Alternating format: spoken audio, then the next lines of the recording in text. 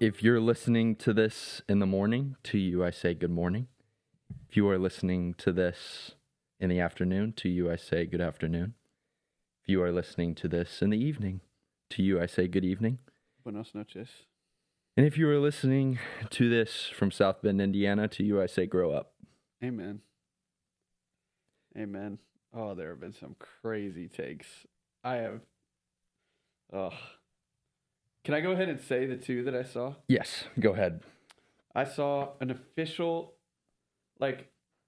it's more than a burner, but it's not like a person running an account based on their own name, but it has like 10,000 followers or something, who showed that the head coach for every playoff team is white, and the head coaches of the first two teams out, BYU and Notre Dame, are people of color, and that's part of it. Wow. And then, do you know Jason Whitlock? Mm-hmm. Crazy. Yeah. Right?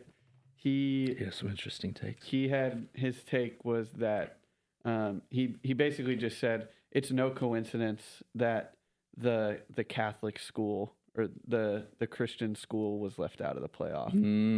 Gotcha. So this is a war on God, apparently. Gotcha. According to Jason Whitlock. Man. So the committee is both racist and anti-God because they left Notre Dame out of the playoff.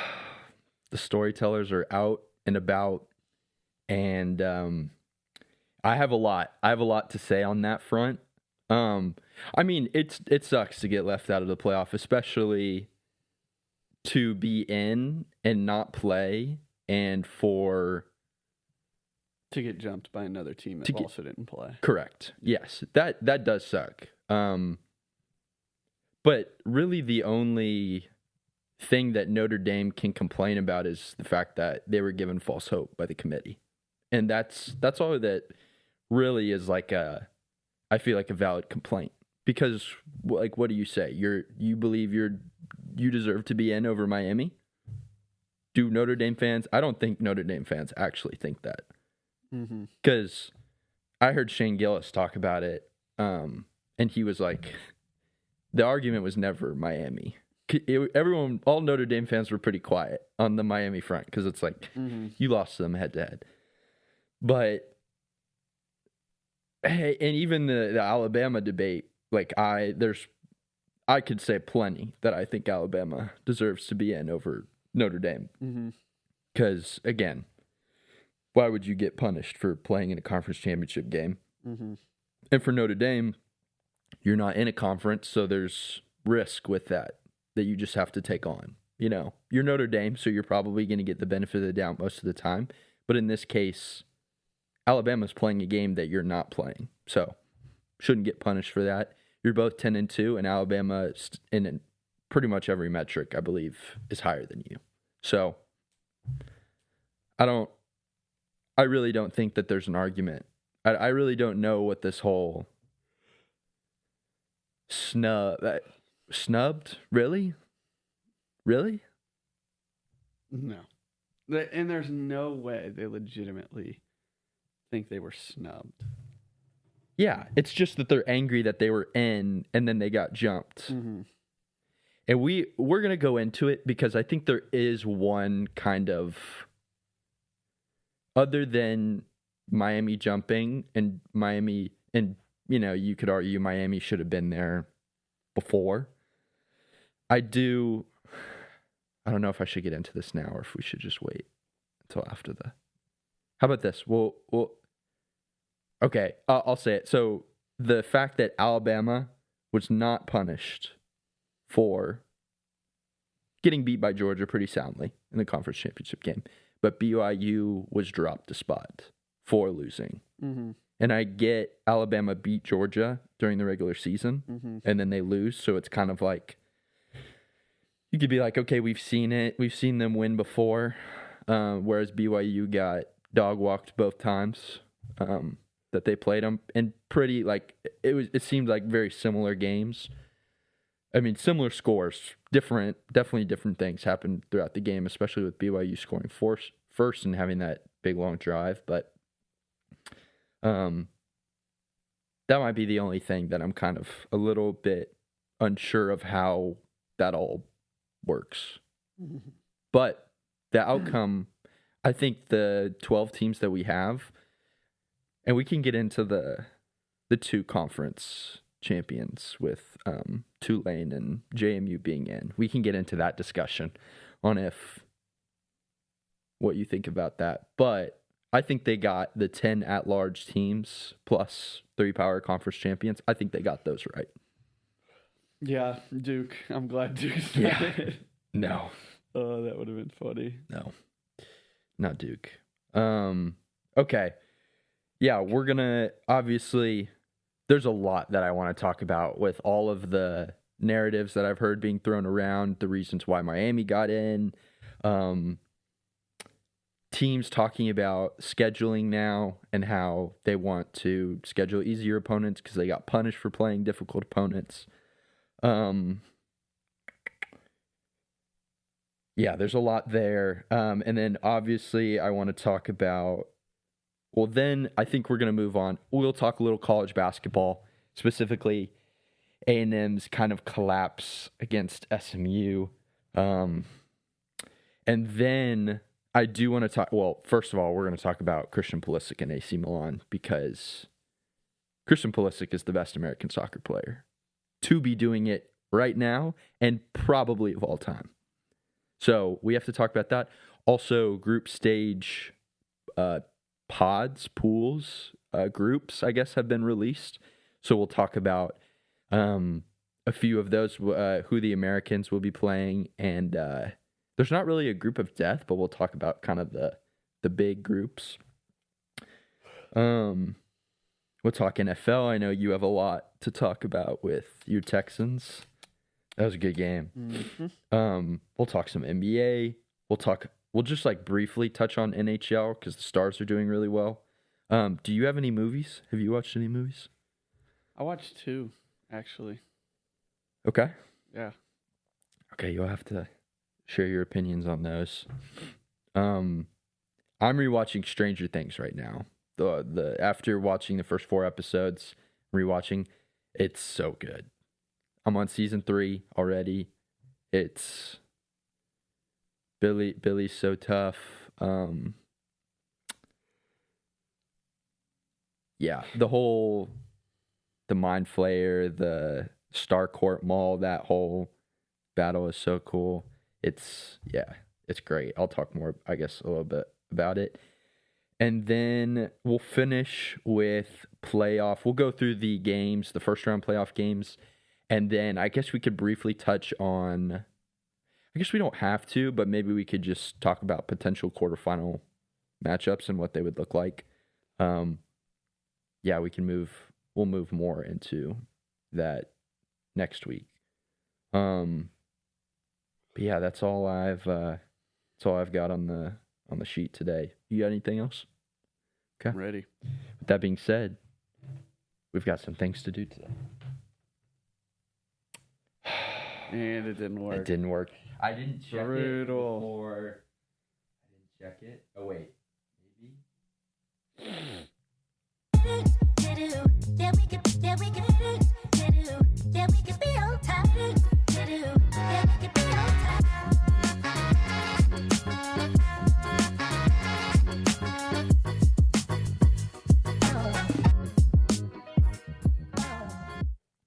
Okay, let's get into this college football playoff debate. And I have so much stuff on this. So just interrupt me if I'm talking too much, because Shut up, bro. Okay. So I cannot believe they put Miami in over Dame. First and foremost. Vegas couldn't believe it either. Yeah. First time ever Vegas has been so wrong. So you were the one who brought this to my attention. So can you explain it to people who maybe don't do the gambling thing a whole lot, or Yeah. Minus odds. If you see a bet that's minus X, that means that it's favored to happen. So typically in like a good matchup, like I think A&M Miami first round, I think A&M is like they're a 4-point favorite, which puts them at like minus 180 or something. And that basically means in order to win $100, you have to put 180 down. If it's plus, it means if you put $100 down, you win that much. So if it's plus 200, you put 100 down, you win 200.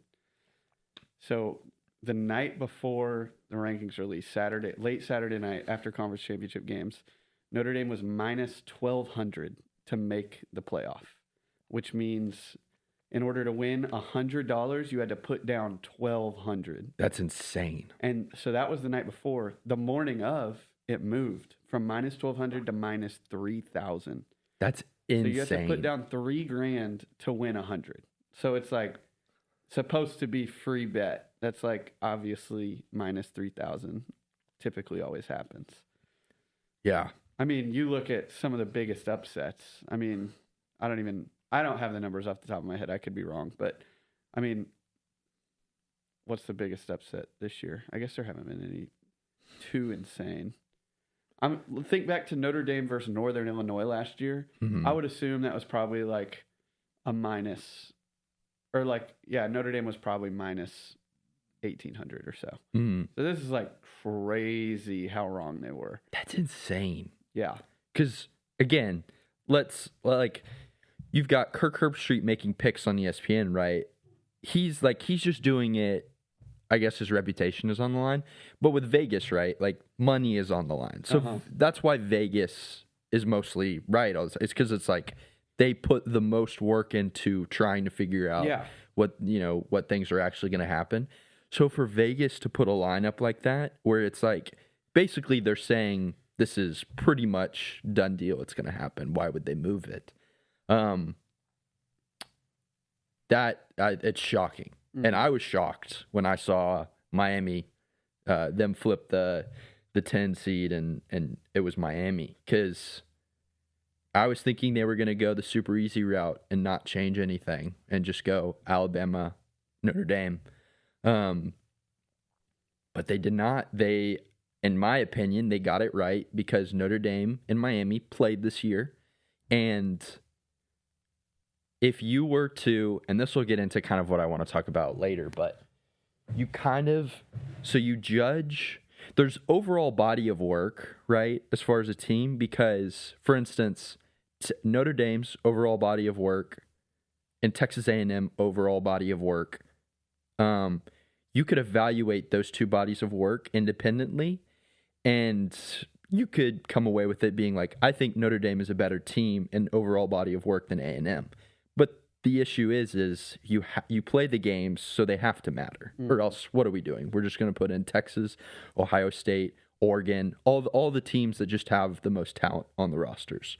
But again, A&M and A&M and Notre Dame played this year, so head-to-head has to matter, even though kind of in the same way of like USC Texas, the 2005 national championship, I think that's a great example of what people would say is I even heard in the Trojan Horse documentary, one of the USC players, obviously he's biased, but he was like, we win that game 9 out of 10 times. It just happened that Texas got us on the wrong day.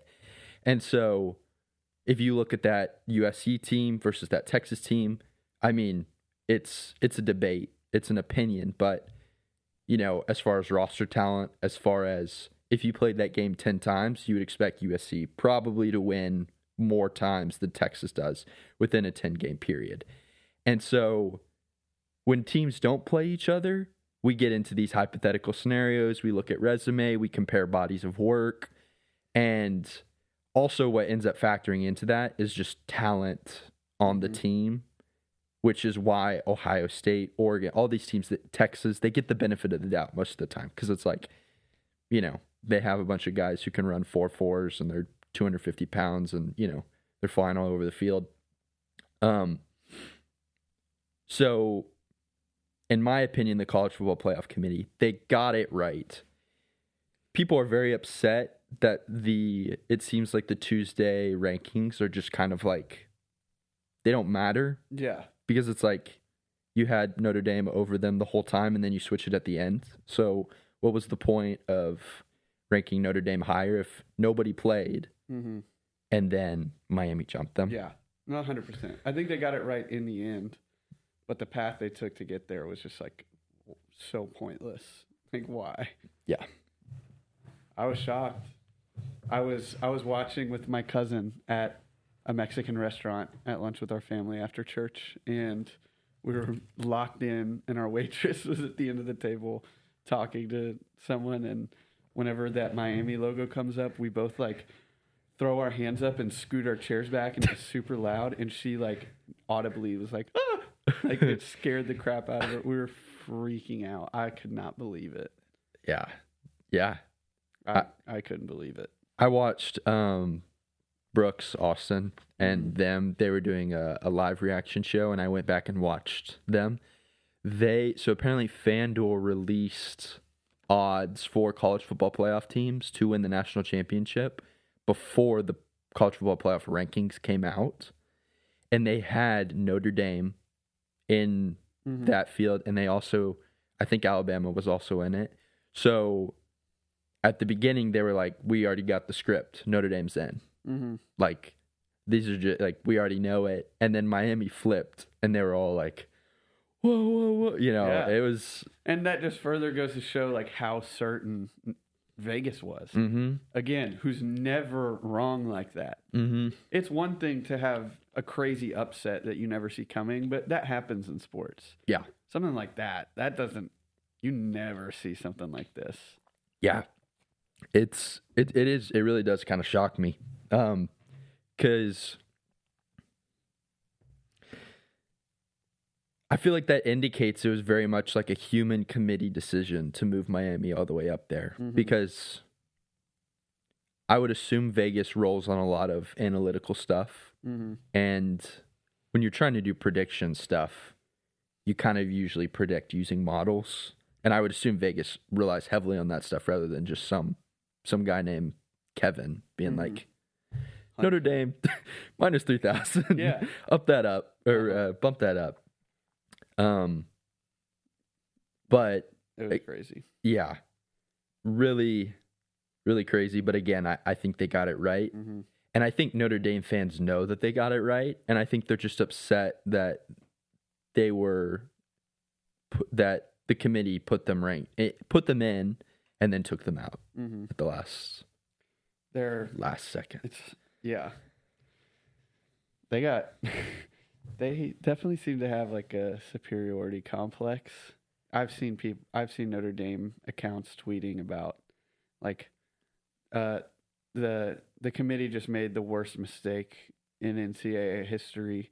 Like Notre Dame could destroy the ACC if they wanted to. They could like force conference realignment for every conference. They could like tank TV ratings and mess up media rights deals. It's like, dude, you just lost the two good teams you played. Yeah, like it's not that deep.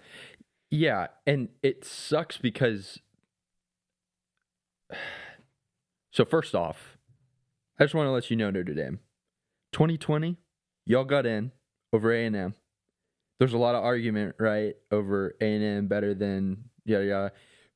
There's a good chance that both teams would have probably gotten blown out by, I believe it was Alabama that year. Because I think Alabama went on to win it. And it's one of the best teams. Close, could be one of the best teams of all time. Debatable.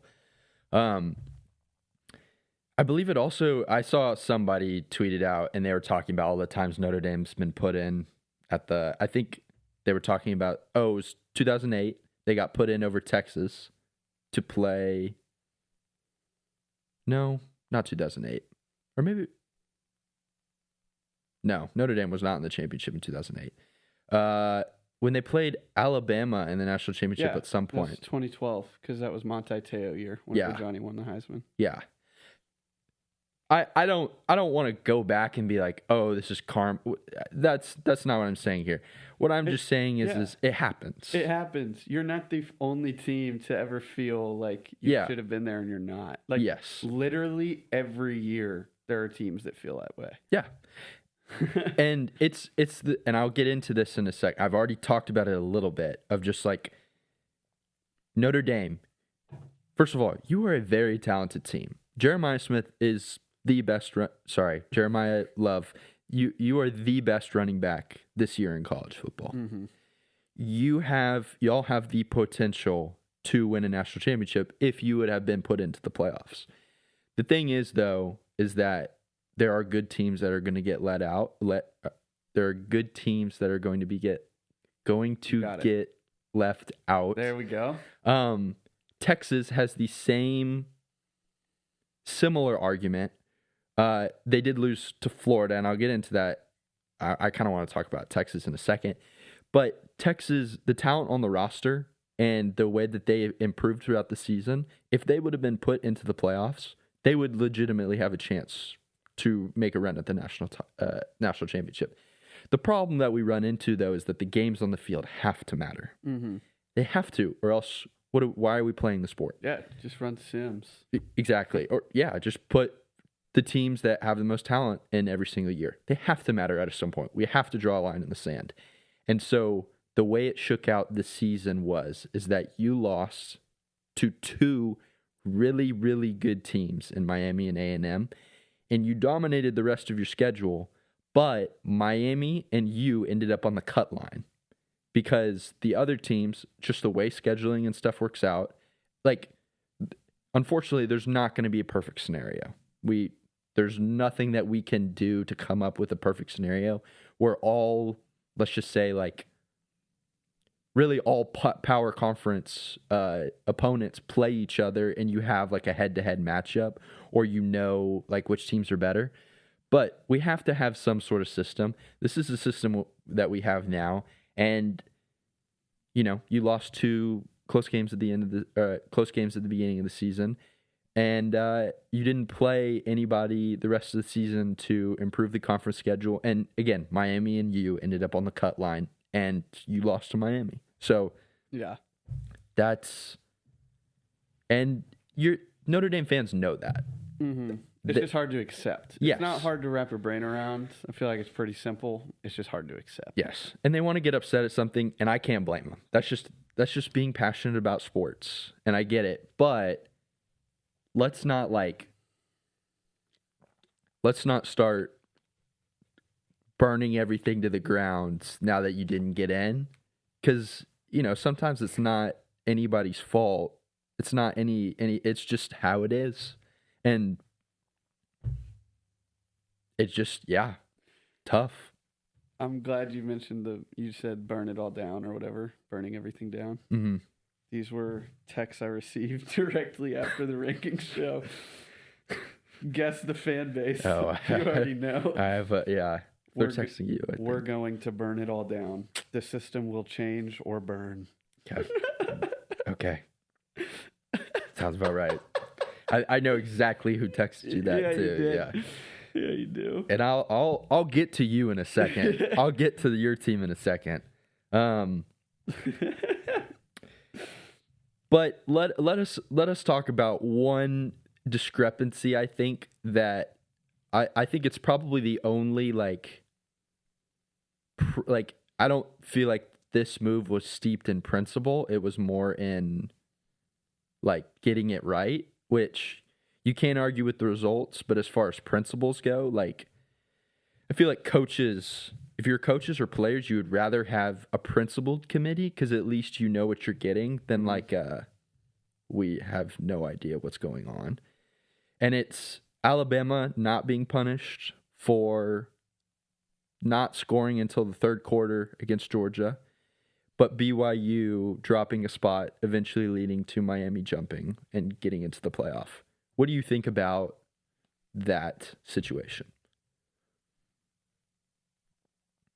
I don't even know. You go. I think the only thing that you could point to as far as like reasons why is you would say that Alabama beat Georgia on the road in the regular season, and so their loss later in the season in a conference title, you would say we know that they have the ability to beat them because they did it earlier, even though they don't have Jam Miller now. But I guess did they have Jam Miller back for that game? I think he got hurt early. Okay. Or he was very limited. He did because he wasn't in the Florida State game. I forget which game he ended up coming back, but it might have been the Georgia game was his first game.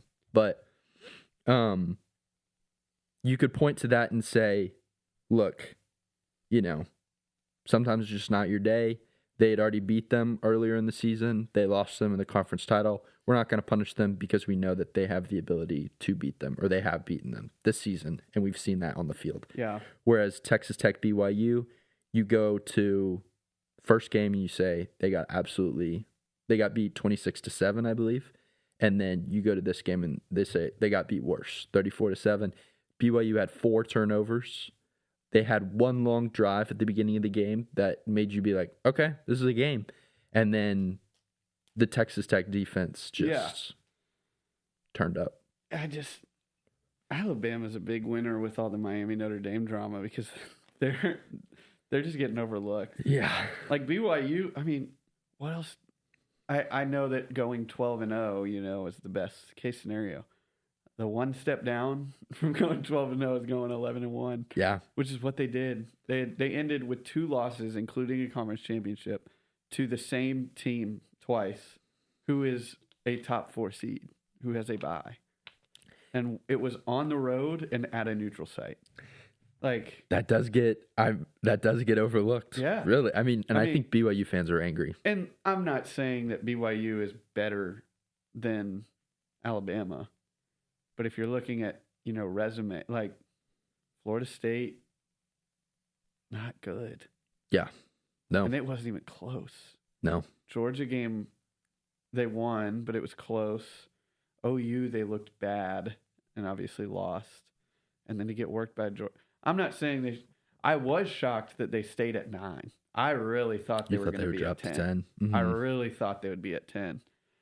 But and that would have made sense because if you drop BYU one spot, then you drop Alabama one spot. It's like we thought that they had poor performances, so they deserve to drop a spot. But yeah, and as far as conference championship losses go, like I don't think you should be punished for losing a conference championship game by like dropping out of the playoff. I haven't thought super hard about this. I feel like it's fair though your seeding can change based on your performance in the conference championship. Like if you lose by 27 in your conference championship, going from 9 to 10, I don't think anyone would be that upset about.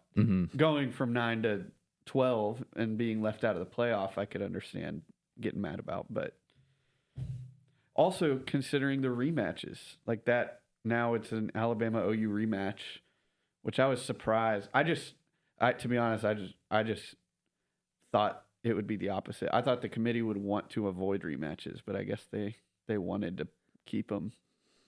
Yeah, I don't know. I don't know. What Hunter Yurachek has told us is that matchups don't matter, which some people are gonna run, get the conspiracy theory mill up and going on these things and just kind of do. I'd like to believe that what they're telling us is like they're not just gonna pump the broadcast full of absolute lies. Mm-hmm. I would like to think that in principle they're gonna try and that matchups don't matter. Also, I'll get into it in a second, but the people being like they needed to get an ACC team in there, and so that's why Miami jumped. I think that's BS because why people will it's the money, it's the representation, it's all this. I really don't think that has any effect on. Yeah, I slightly disagree. Not strongly. I get what you're saying. I don't think that was like the reason Miami went over them, but I feel like it had to be a thought. You know what I mean? Of like, what if one of our 4 power conferences is completely left out? It would have been fair. Like, there's definitely an argument for them to be left out entirely.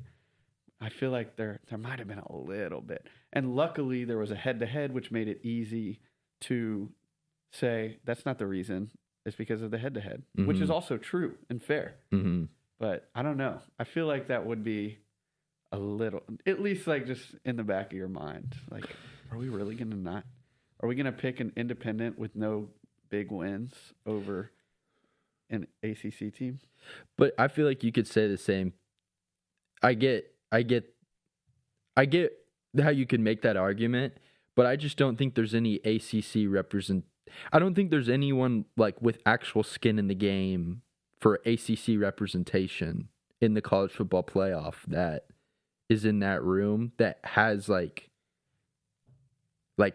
I mean skin in the game. I mean that like their job hinges upon it.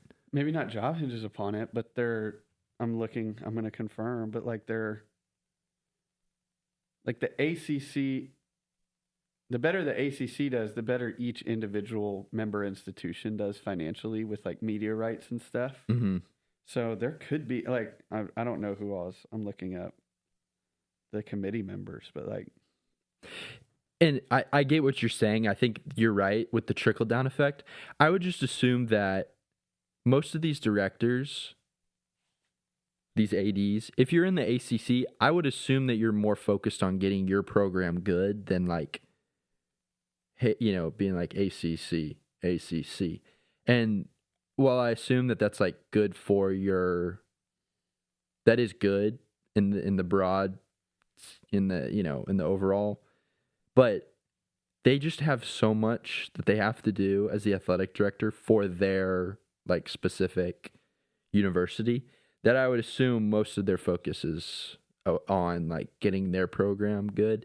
And then kind of like secondary to that is ACC representation. But also think about that. So you already have like, you're the AD and then ACC representation is second. Now you're on the college football playoff committee. So now it's third in consideration where it's like, first I'm representing college football playoff and I'm trying to put the best 12 teams in there. And like, I mean, this is just, it'll just come down to opinion. Like, if people want to believe that all 12 of those guys in there are like, how can we make There's this? one woman. Oh, and one woman. Is she an athletic director? Yeah, she's an ACC athletic director. Who's her team? Virginia.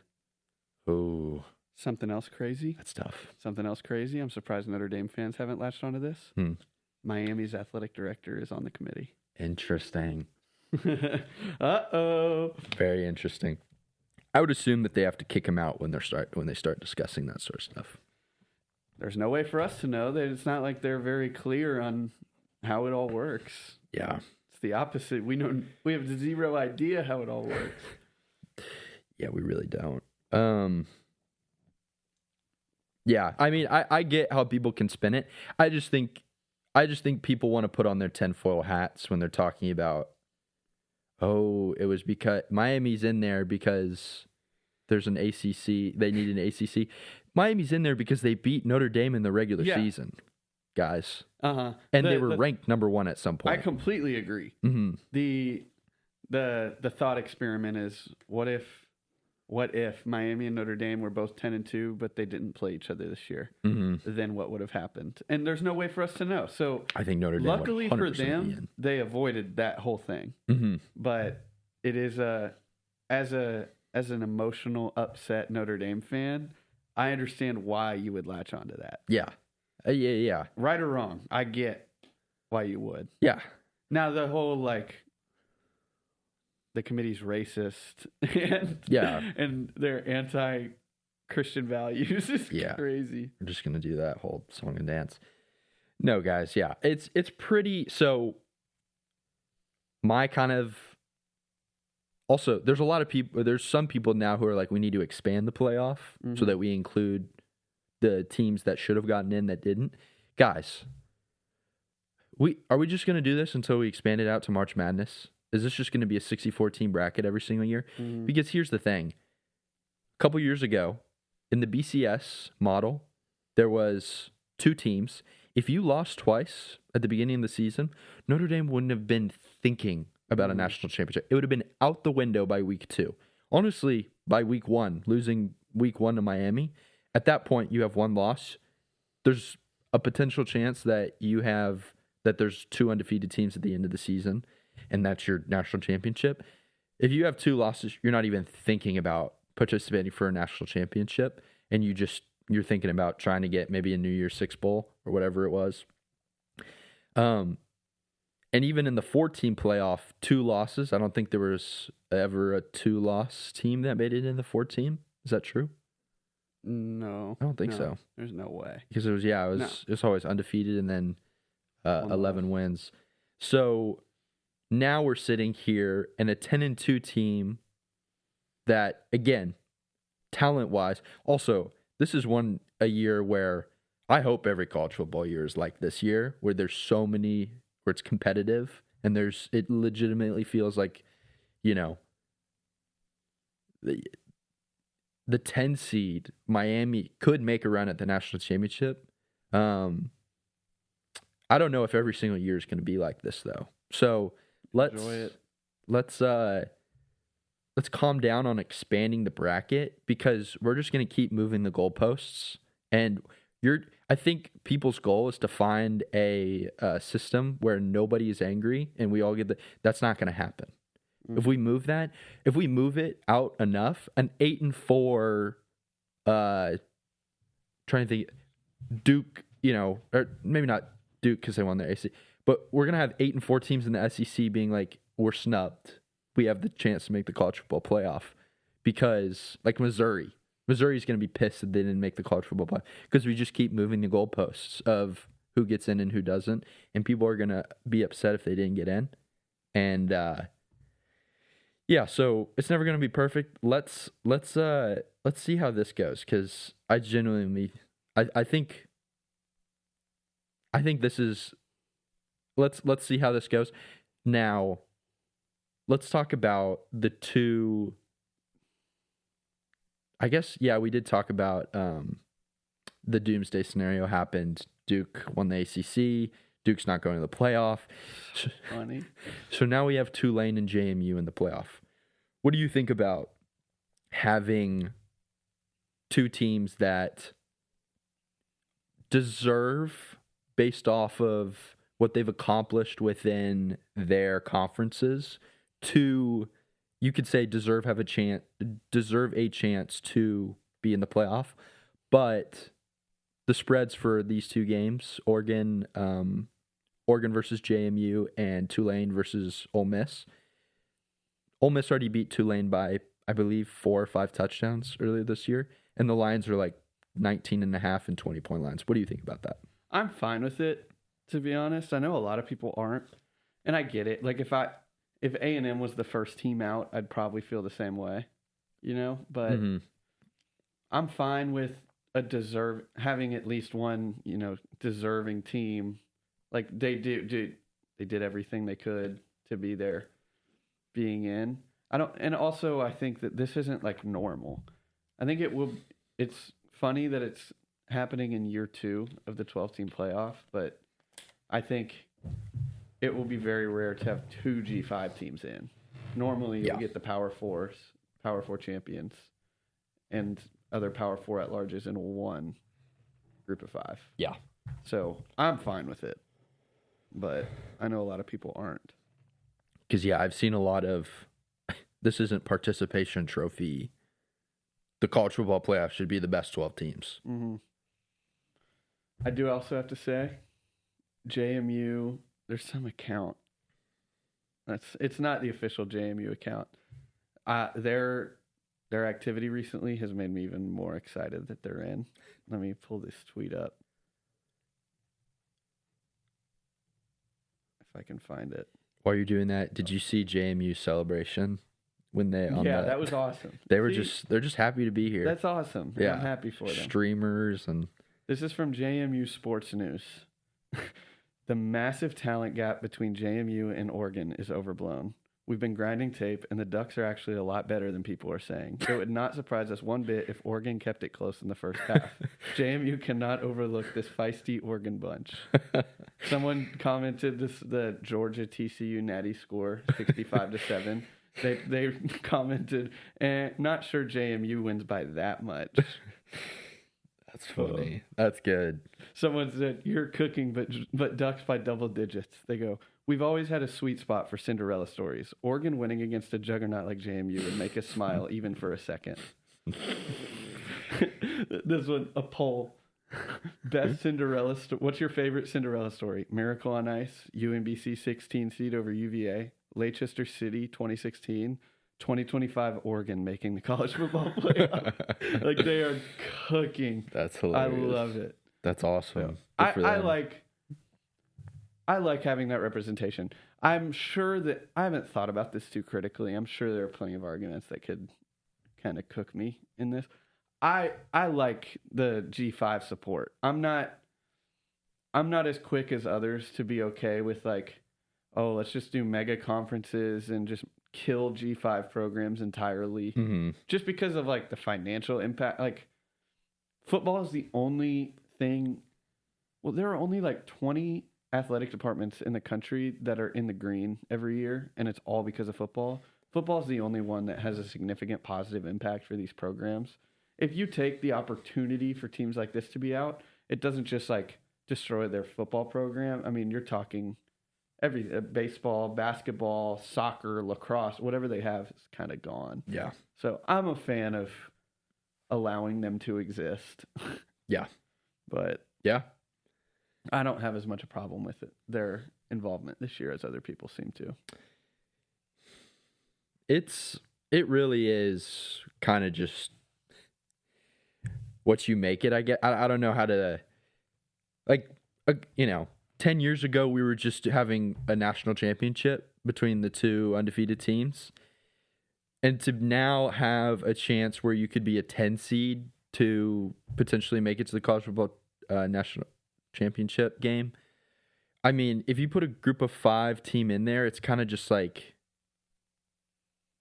if you don't move the goalposts and you look at it from like a BCS perspective, it's like, I mean, they're probably not going to make it, but I don't know. It's fine with me, honestly, because it'd be cool. I mean, imagine if one of these teams were to beat Oregon or Ole Miss. Yeah. The narrative would completely switch. Right now, I mean, last year it was, I guess Boise State, Penn State was a little close. It was. It was a legit game. It was a game. There was some suspense at the beginning. But I guess they were the only group of 5 team, weren't they? Mm-hmm. Yeah. So and it'll typically look like that. Not with the bye, but almost always there's only going to be one G5 team in. We are being a little quick to pull the trigger on what we think, how a group of 5 teams will compete. I know we saw Cincinnati versus Alabama in the 4-team playoff, and it went a certain way. But also that was a Nick Saban Alabama team, so let's factor that in. And a Luke Fickell Cincinnati team. And a Desmond Ritter, yeah. Desmond Ritter-led Bearcats team. Sauce Gardner was on that team too. Oh, yeah, that's right. Kobe Bryant, I was about to say, yeah. But let's just put this in perspective. The talent roster, like Indiana is a Power 4 team, but we've talked about this. Like, on paper, Indiana is not the number 1 team, not even close. And they just beat Ohio State in the Big Ten championship. They are undefeated. They're the number 1 seed going into the college football playoff. That doesn't make sense. That doesn't make really statistical sense. So let's get some more data points on group of 5 teams versus teams in the college football playoff before we start doing this whole song and dance of they don't belong here. And I mean, over the long run, I'm sure they will probably, I'm sure the higher seed will win most of the time. But at the end of the day, I mean, you're either putting in this season, it would end up being like a Texas or a Vanderbilt, or I guess it would have been a Notre Dame and BYU. And both of those teams are really good. But I mean, the year, it fluctuates from year to year. It wouldn't have been, oh, I actually have this. You ready? So I found a tweet. It's this year's college football playoff, but with last year's format. Ooh. You ready? I thought this was so interesting. Oh, who would have been the... I know. Wait. Can I guess the buys? Just the buys? Yeah. It would have been Indiana 1. This is the funny part. This is the part that I wanted to say. It would have been Indiana 1, Georgia 2. Hold on. Texas Tech 3, Mm-hmm. and Tulane 4. Yes. Yeah. Yes.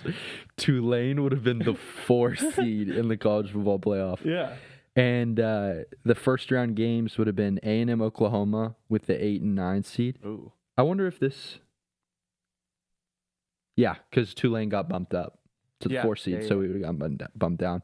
So yeah, A&M Oklahoma, and then they would have played Indiana in the first round bye. I know. Ole Miss Alabama, the 7 versus the 10 seed.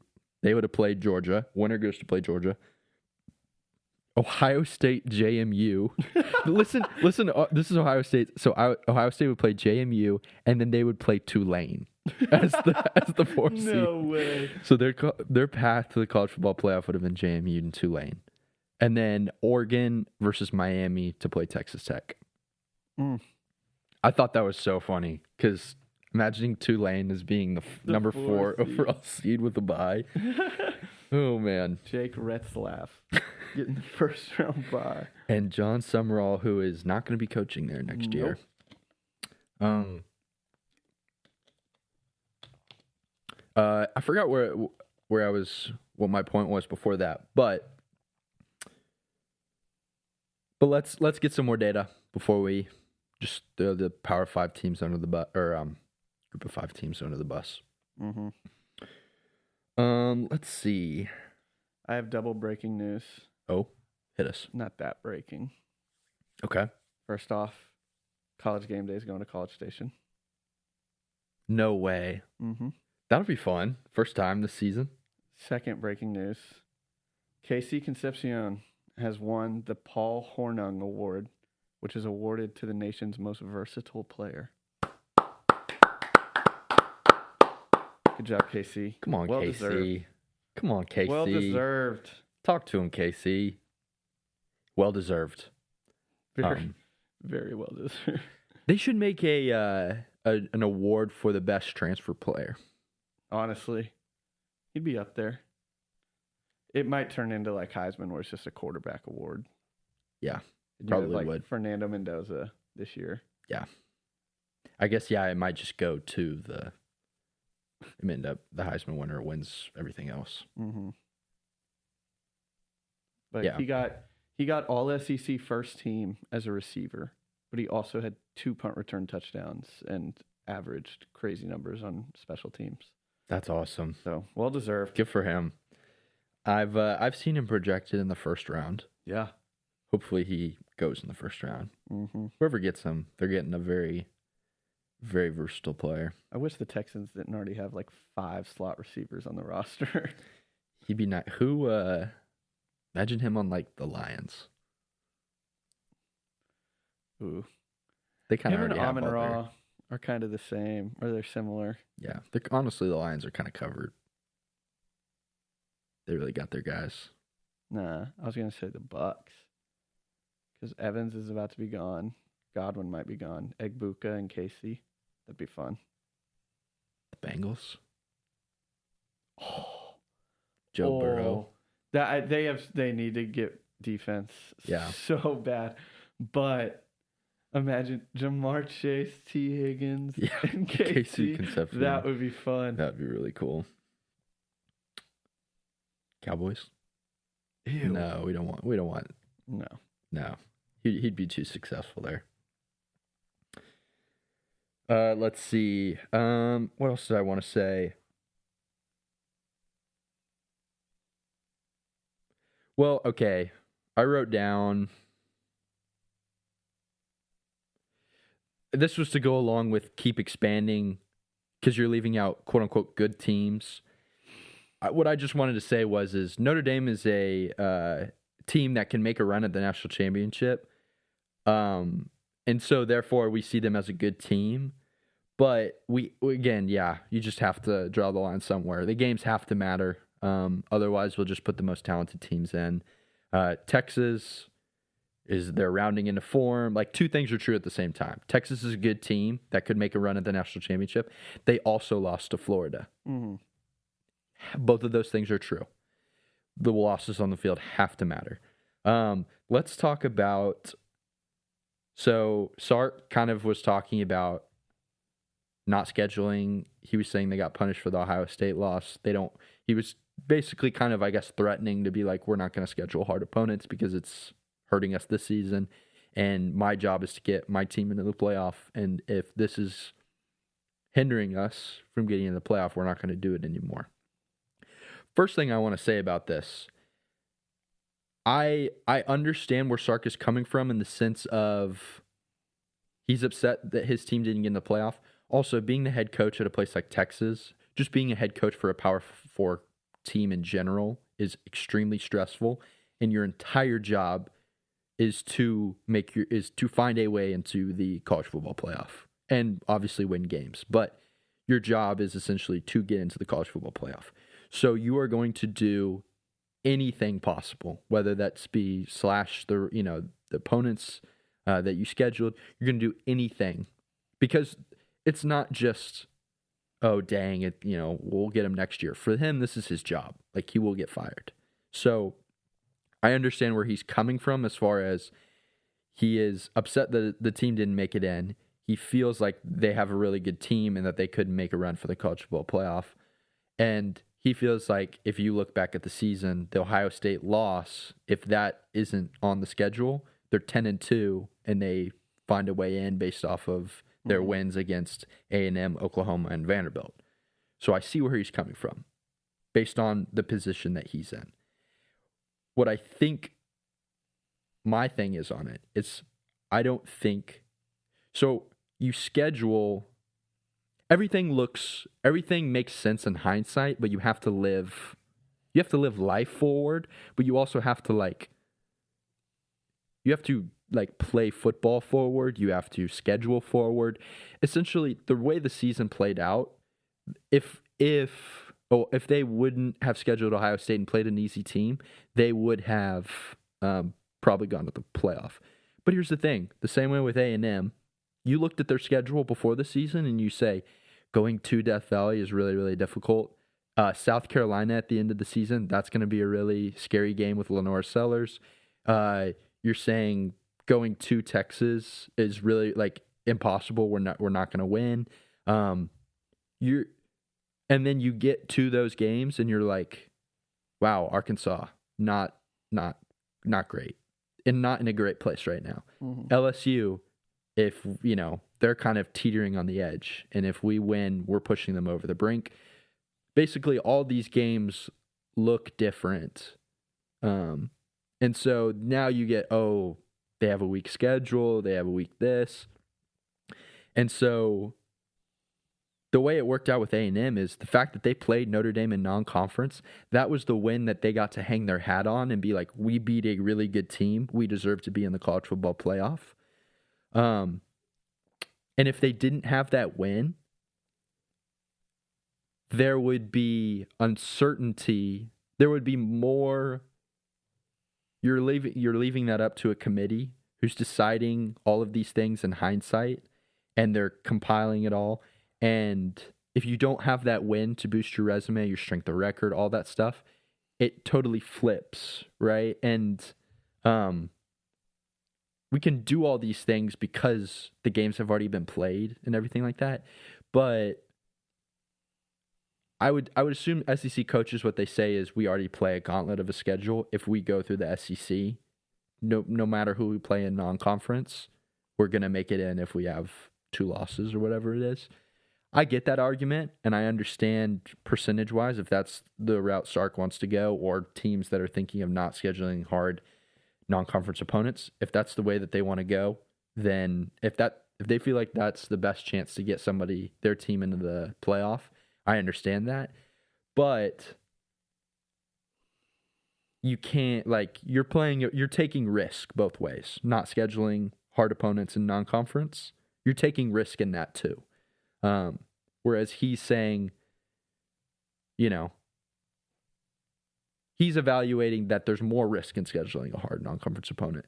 But I feel like for A&M, it was a great thing because that was the win that they hung their hat on for the entire season until, looking back, that's the win the best win for sure. Does that make sense? Yeah. Okay. Yeah, no, 100%. That was risk reward. Mm-hmm. Yes. It's risk reward. Yes. I mean, you made the decision. You made a risk. You bet on yourself, which is always, I think, respectable. But you have to be prepared to live with the consequences of it not going your way. Yeah. Yep. Yeah. And I don't think Texas ultimately was punished for losing to Ohio State by 7 on the road. Mm-hmm. I don't think so. I think... Well, yeah. No. It's funny because both it's the spin zones, and not just Texas, so many other teams do, are so funny. Where it's like they're like, judge me off my best and just ignore my worst. Yeah. Like Notre Dame's doing the same thing. Notre Dame's whatever. Judge me off the eye test the last 10 weeks. It's like, well, we're not going to forget that you started 0-2. Mm-hmm. And I know those were close games against good teams and all that, but it's like you can't play that game. Mm-hmm. If you're in the position where it's down to you and someone else, of course you're going to. Anyone would. I definitely enjoy not having to do that and getting to watch other people do it. And really what it ultimately comes down to, and this is something that these coaches in these high pressure positions, they can't really admit it to themselves. Otherwise I probably would have a negative effect on, I don't know, actually. But it's just there are a lot of things outside of your control, mm-hmm. unfortunately. And like Oklahoma ended up playing really, like winning against a lot of really good opponents. Just the way that the schedule all kind of worked out. Because Notre Dame, first of all, I mean, they lost by combined 3 points to Miami and A&M, and then they dominated the rest of their season for the most part. But the problem was they didn't play any really good competition down the line, and then it ended up being them and Miami on the cut line. But I think if it's anybody other than Miami, like if Miami loses another game and they're if it was BYU trying to get in and then Texas or Vanderbilt right behind them, I think Notre Dame is in. It's just Miami beats you in the regular season. You'll happen to play, and so that head-to-head matters. So it's not this. It really is a rinse and repeat of, dang, that's just how it works this season. And the problem is these coaches, though, and the fan bases, and even, I guess, the administration, what they're saying is they're pointing at Sark and they're saying that's your fault. Or not really your fault, but it's your responsibility, and I'm going to fire you for things that you can't control. Mm-hmm. That's kind of just it's really, I don't even know how to put that. It's just the impossible part of being a coach and depending on 18 to, 19 to 22-year-olds, and I guess this day and age to 25-year-olds, to, play well enough and have their stuff together enough in order to win you enough games so that you can, continue coaching at a place that you enjoy. Mm-hmm. So, yeah, there's no, I totally get where Sark's at and where he's coming from and stuff like that. And he has to do the best job he can of putting his team in a position to get in the playoff. But, I think that's just how it panned out this season, and there's no perfect system. So, yeah, you're going to take risk by not scheduling hard opponents. Same as if you schedule hard opponents. It's if he feels that it's too much risk, you can switch it up, see if it changes anything. Might not. Mm-hmm. Yeah. That was kind of my whole deal with it. It's just you're taking on risk. So, okay. You got anything else on any of those fronts? Don't think so. Okay. I feel bad for Vanderbilt. That's all I'll say. Not that they should have been in. I feel bad for them. Just that they had a really good season. It's the best season in their program's history, and 10-2 typically in the SEC will get you in the playoff, and it just happened to be the weirdest year. So I do feel for them. Hey, maybe Diego Pavia will win the Heisman, a little consolation prize. I think he's the betting favorite. Not anymore. Mendoza. Oh, because that was before. Hey, but Vegas has been wrong now. before We've the seen Big it. Ten. Let's all start doubting Vegas now. Oh, honestly, what if it was a ploy? Now everyone's going to doubt them. Mm-hmm. They're so good. I saw a video of these Miami fans. There was like a glitch.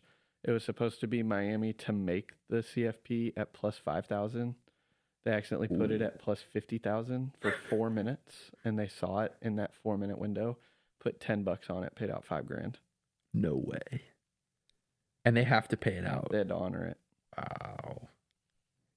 Whoever that intern who had an extra zero. They're in the Bay right They now. are- They're in the Gulf of Mexico, Gulf of America Yeah, right now. that is a good point. Okay. Well, I mean, I guess we haven't even said what the rankings finally panned out to be, Yeah. but I'll just go through it real quick. For if you live under a rock and haven't seen them yet, I'll let you know. Rankings: number 1 seed, Indiana. Who would have thought? Number 2, the Ohio State Buckeyes. In my prediction, I didn't know how much they were gonna evaluate conference championships. It didn't really change a whole lot. Mm-hmm. Ohio State just got moved from the 1 to the 2 spot. I mean, I completely understand where they're coming from. I moved them all the way down to 4, my prediction, because I thought Georgia and Tech having conference championships, I thought that would matter a lot to them. Not as much as I thought. Number 3, Georgia. Number 4, Texas Tech. Those are the first 4 teams. They all get byes to the quarterfinals. Oregon is the 5 seed. Number 6 is the Ole Miss Rebels. Number 7 is the Texas A&M Fighting Aggies. Number 8, Oklahoma. Number 9, Alabama. Number 10, Miami. Number 11, Tulane as a conference champion. And number 12, James Madison University. They got in because they won. What conference are they in? I don't even know. They won a group of 5 American? conference. They might be the American. I don't know. I did watch a little bit of that game. Did you see that the fans were throwing snowballs at the punter? Uh-huh. That was funny. Yeah. Sunbelt. Sunbelt. I mean, it did not look very sunny where they were playing. Mm-hmm. And then the first teams out, number 13, Notre Dame.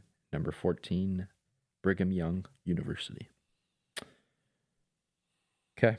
Do you have anything else on? We'll do the first round playoff games at the end. We'll talk about those. But anything else as far as how the system fared this season, controversy on getting in, rankings, any of that stuff? I mean, it's just also broken, but Yeah. How much better, though, do you think that it can get? it can definitely be better. Maybe not perfect. Mm-hmm. I personally, this is just off the top of my head. I haven't done too much research. I just can't stomach the fact that it's sitting athletic directors Okay. for the most part that make up the committee. You just think it needs to be more principled, consistent? Yeah, or just like, yeah, who's making the decisions? Like, don't have skin in the game. Yeah. I mean, Yeah. yeah. The communication, the transparency. I feel like that would alleviate the it would alleviate the conspiracy theories that people roll out and everything like that. But as far as the process, I mean, I'm kind of like I always think that the simplest way, it's usually the simplest way that's happening. All these conspiracy, they're fun to think about, but I would say that probably none of them are really actually Racist. real. I just don't know how much more about the process you can change other than just letting people in so they're not so they don't just make things up and pretend like it's the worst thing ever. Mm-hmm. Because yes, I'm sure there are flaws, but I think the 10 teams that are in, I think all 10 of them are really good teams, and I think they deserve to be there. And I get the arguments for BYU and Notre Dame, but you have to draw a line in the sand somewhere. And if you're the team left out, I mean, you're going to be angry. I get it, and you're going to be upset, but I mean, you can't let everybody in. Mm-hmm. That's all I got on that. Okay. All right, then we'll just briefly talk about A&M. We'll talk about college basketball, but specifically A&M losing to SMU. Yeah, that one was tough. That one was really tough. I've only watched a couple games. I watched that one. I was like, dang, we suck. Came all the way back. Should have won in regulation. Blew it. Up 4, whatever, with 30 seconds left. Blew it. Yep. Went to overtime and just got worked. Yep. Our free throws in overtime, too, were bad. But I was laughing because I was like, Buzz Williams would have a heart attack if he watched this team play. Because it is the opposite of Buzz Williams basketball. Mm-hmm. It is shoot the ball. It is one-on-one. Give the ball to Pop Isaacs. Give the ball to Ruben Dominguez. And just chuck. Just run the whole time. Yep. Never slow it down. Yeah. Yeah. We're gonna try, and we're also gonna make our 3 free throws. When that was the watching free throws go through the hoop. Well, not in overtime, but most of the game. They were saying I think we're like 7th in D1 in free throw percentage, and then bench points. I think we're number 1 because we cycled through so fast. Yeah. Yeah, that one was tough. That one was really tough. But have you watched any other college basketball other than that? I really haven't. BYU yesterday, they had a 22-point comeback. AJ Dabinasta hit a game winner. Wow. Okay. They're I definitely saw that they're ranked within the top 10.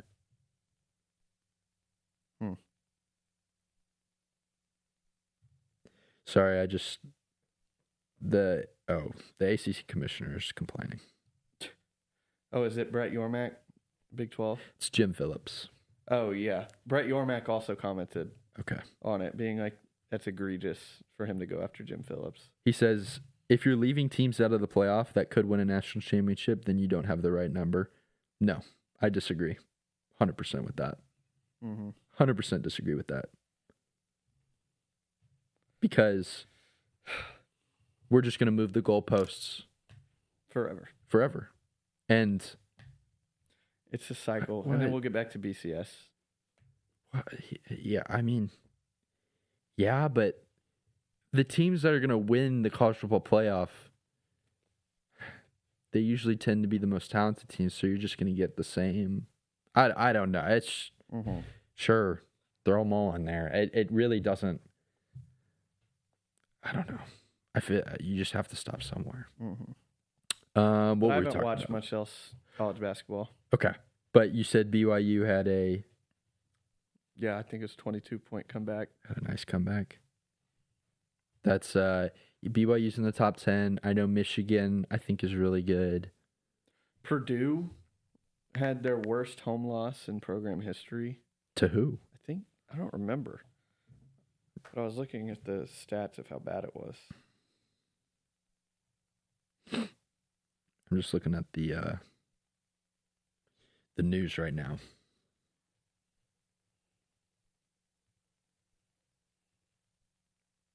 Oh, we got Norfolk State and Baylor going on right now.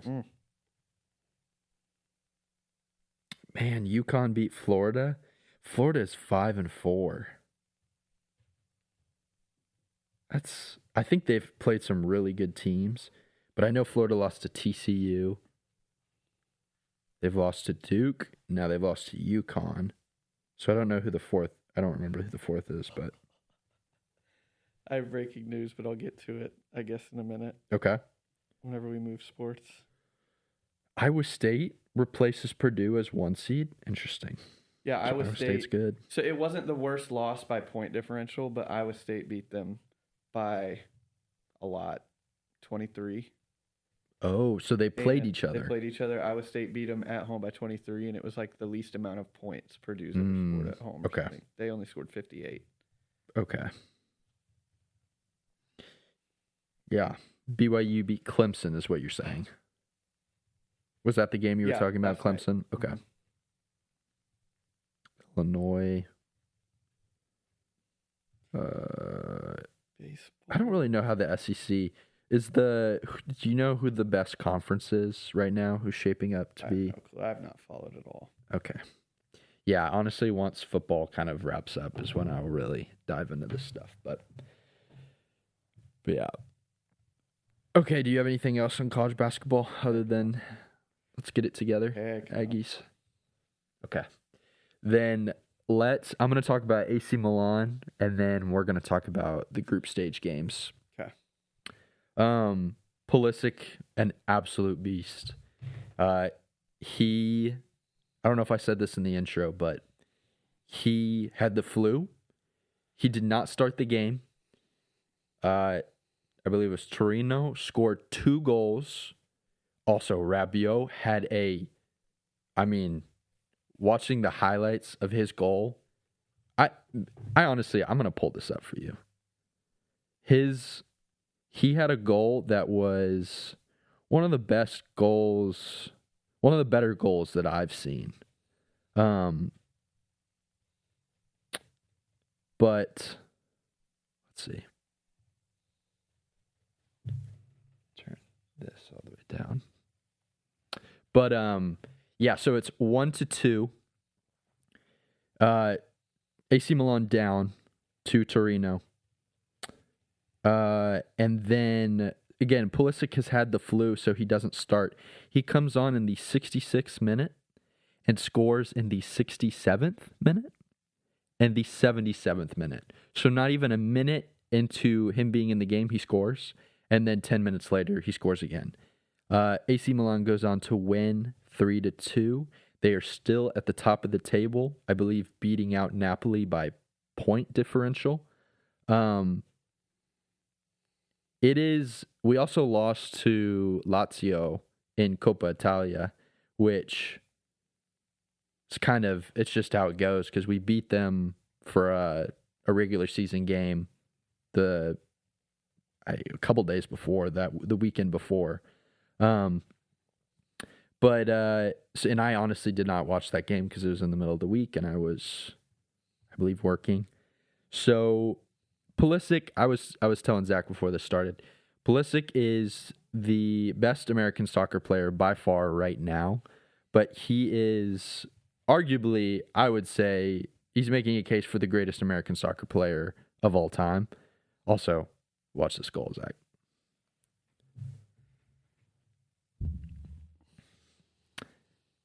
My boy, Rabiot. Once it'll replay, look at the knuckle. All right. Look at the knuckle. That's okay. The ball does not move. Goalie sucks. Is it showing the slow-mo? It's about to. Okay. Yeah, that's quite a bit of movement. That's a slider. That ball has 0 rotation. I know. It's just a knuckleball. Actually 0 rotation. Yeah. That's insane. I know. I'm pretty sure that's why the goalie just didn't know what to do because it was like, does not know where this ball was going. Yeah, that's nice. But yeah, and then Pulisic comes on and scores 2 more. So AC Milan, they're at the top of the table again, winning by point differential. It's been a fun season. Definitely a lot better than last season. I know if you're a longtime fan, last season was like one of the worst seasons in recent memory. So it's fun to be cheering for a couple of teams that are doing really, really well. And also, this kind of moves into talking about the World Cup. I started being a soccer fan really last year, beginning of last year. I have absolutely zero knowledge, not of the game, but of like any of the players, any like player base. I couldn't tell you other than like Messi and Ronaldo, who were good players. But with the World Cup coming up this year, it's actually cool because a lot of the AC Milan players will be playing on their national teams. And I, obviously, since AC Milan is a big, huge brand and they bring in the best soccer players in the world, I'll actually know a decent amount of these players playing on their national teams. So even like thinking of, I mean, I was looking at tickets for like the games. They're expensive. It's insane. They're expensive. It's like Super Bowl for this is like group stage games. So let's get into so first we'll just talk about the Group D, the United States group. They have been matched up with Paraguay, Australia, and then I believe could be a few teams. I believe the most likely that will play, I believe, is Turkey. But from what I've gathered, this is a very favorable drawing, very favorable group. The U.S. also played Paraguay and Australia in friendlies, I believe, this summer, and they won both of them. So, obviously, I mean, it's a new game. That really doesn't have an effect, but, you know, you have beaten in the past. I believe you'll have Pulisic, Weston McKennie, I forget his first name, but his last name I believe is Adams. You're going to have guys. You've beaten them before. So, yeah, I mean, you just got to go out and do it. Let me look. The one of the hardest groups I would say is going to be Group L, which is England, Croatia, Ghana, and Panama. I was listening to, what's his name? It's like Terry, but it's spelled like Theiry. Oh, Henry. Yes. Yeah. What he was saying, I believe he played for England. What he was saying is that France. Oh, he did play for France. That's right. Him and Tony Parker are best friends. That's right. That's how I know who he is. No, he was in 2K a long time ago. Really? Yeah, because of Tony Parker. That's cool. Anyway, sorry. Go ahead. No, it was good. What he was saying is that whenever the English are matched up with a African team, he says it's like a rivalry game. It's just because they used to be British colonies. Oh, yeah. It's like they play them differently. That's what he was saying. So, yeah. And Croatia, so Luka Modric, he plays for AC Milan. He'll probably, I guess, be one of the captains for Croatia. But it's cool to like actually know some of the players that are going to be playing in these games. Also, the England-Croatia game, that's going to be in Dallas. And I looked at tickets.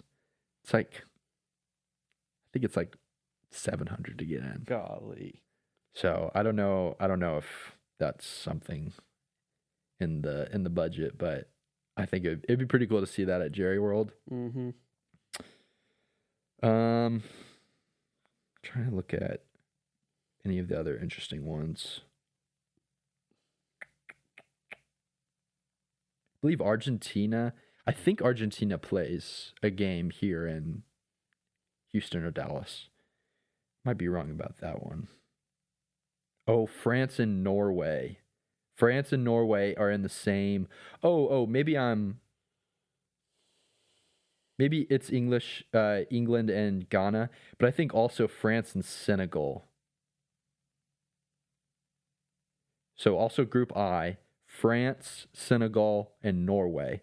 So what they were explaining is that Norway is kind of it was the team that nobody wanted to see in their group because Norway has, I believe it's Erland Haaland. I think that's how you say it. Erling?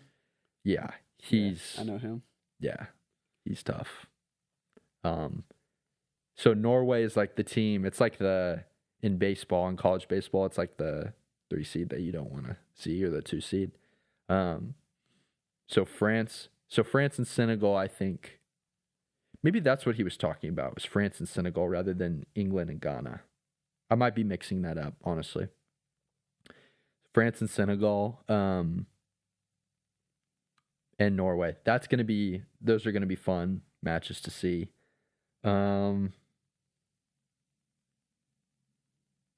Germany drew Ecuador. I believe Estupiñán, I believe he's an Ecuadorian, if I said that right. Brazil gets Morocco. That'll be fun. I feel like Mexico do have to play, I believe that's South Korea. I believe he's a Premier League guy. I can't remember his name, but he's really, really good. Yeah, I think that's all I really have to say or know about these group draws. But yeah, overall, I think the U.S. got a really favorable draw. I think they're going to be expected to at least, bare minimum, make it out of their group. It would be cool to see them go on a run, but the more that I watch soccer, the more that I realize how far behind the U.S. is compared to other countries, because it's legitimately like Tulane. Respect. Or JMU, where it's like, yo, you won your conference, you won CONCACAF, or you got runner-up to Mexico in CONCACAF. Awesome. But you can't match up with Germany. You can't match up with Brazil. You can't match up with Argentina. You can't match up with Spain, Portugal. Yeah. So, we'll see. We'll do it. USA. We'll do USA. It. Okay. NFL. The floor is yours. You watched Sunday night? You were watching, right? I did watch it because I was praying on Rashee Rice's downfall. Many people have been this year. It worked. It was successful for me. That was fun. The Texans are so back. They're pretty good. They're pretty good. They're pretty good. They're pretty good. The offense still concerns me some, but they've also definitely improved. Like, the O-line went from literally last in the NFL to like mid, like 15th, which as you've seen has just made a world of difference. That defense, legitimately, I'm a homer, but luckily I've had other people that aren't Texans fans talk about it, like on shows, and like Dan Orlovsky, whatever, RG3, whatever RG3's words are worth. Talk about it. Here's a crazy stat. The 2025 Houston Texans are the only team in the last 40 years to hold their opponents to under 225 pass yards in each of their first 13 games. Jeez. They haven't had an opposing quarterback, go for over 225. Jeez. I think the best or the most pass yards against so far this year is 213. Jeez. They played Josh Allen. They played Patrick Mahomes. Yeah. They played some good teams in there. Josh Allen and Patrick Mahomes combined this year against the Texans, 38 for 67. Yeah, I knew you were going to do it. 413 yards. This is the crazy one to me. 0 touchdowns, 5 interceptions. 44 passer rating, which is just ridiculous. They have been crazy. Real quick, let me pull this last stat up. Okay, this is from Sunday night. Talking about Mahomes. He ended the game with a negative 0.54 EPA per dropback, which is the worst of his career. He had a 42.4% completion percentage, which is the worst of his career. He had a 19.8 passer rating, which is the worst of his career. It's not They're good. just 0 touchdowns, 3 picks for Patrick, and then Josh Allen, 0 touchdowns, 2 picks. Their defense is unbelievable. It is a really good defense. Not to, and I don't mean to take away anything from the Texas defense. There was a lot of drop balls. Oh yeah, in that no, game. they were dropping some. Kelsey dropped like 3. Rashi Rice dropped. I mean, 2 or 3.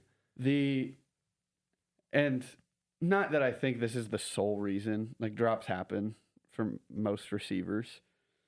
The defense is crazy. Like at the end of the game, the Travis Kelce drop that resulted in a pick. The 2 guys next to him were Azeez Al-Shire, who obviously has had some drama with his hard hitting, and Jalen Petrie, who earlier this year killed Rashi Rice. He killed Rashi Rice. Game. Yeah.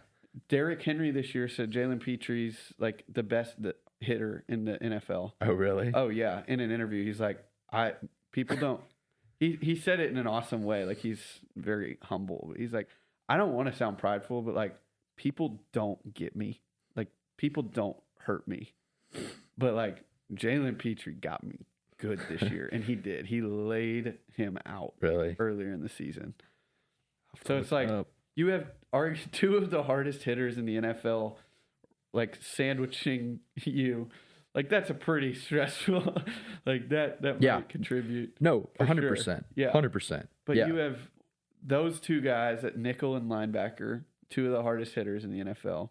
You have Danielle Hunter and Will Anderson on the edges, who are both top 5 in sacks in the NFL. You have Derek Stingley on one side at corner, who was all pro last year. Last year was top 2 corner in the NFL. And then Kamari Lassiter, who was one of the best. He was the best rookie corner last year. And he hasn't dropped, like he hasn't regressed at all. Yeah. Like that defense is so freaking good.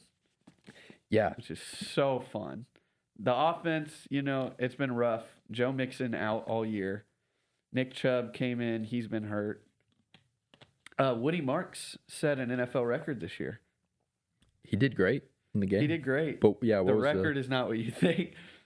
He has now left, I believe it's 12 consecutive games for injury. And then come back. And then come back every game. Which is crazy. So they've pieced that running back room together. It's just been hard to really establish it. Nico Collins was out for a bit. Obviously, Stroud was out for 3 games. The O-line was the worst in the NFL through the first, 8 games of the season. Now they switched some guys around, and they're at like the 14th or 15th ranked in pass and run pro. So they're getting better. That's good. But I'm feeling good about my Texans right now. They have the easiest remaining schedule. Are they 7-5 or are they 8-5? 8-5 now. They are 8-5. They were 3-5, and now they've won 5 straight games. Yeah, and they have the easiest remaining schedule. It's Cardinals this week. They're favored by 10, and then Raiders are really bad. Yeah. And then Chargers, who are still good, but their O-line is so hurt. Is Justin Herbert? He got surgery, right? But he's coming back. He did the Mateer. Okay. He played. He beat the Eagles this week or yesterday. Man, so the Monday. Eagles. I honestly didn't pay attention very much to the NFL this weekend, other than the Texans. Mm-hmm.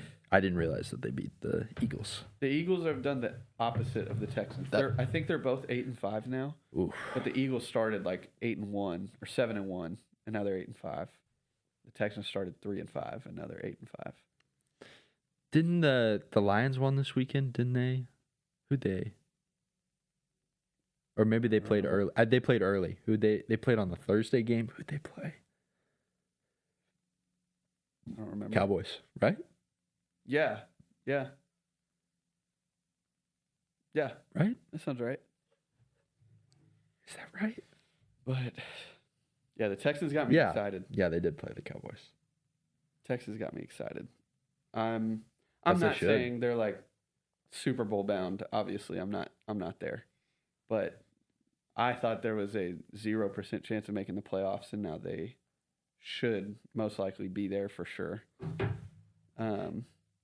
The AFC this year is also wide open.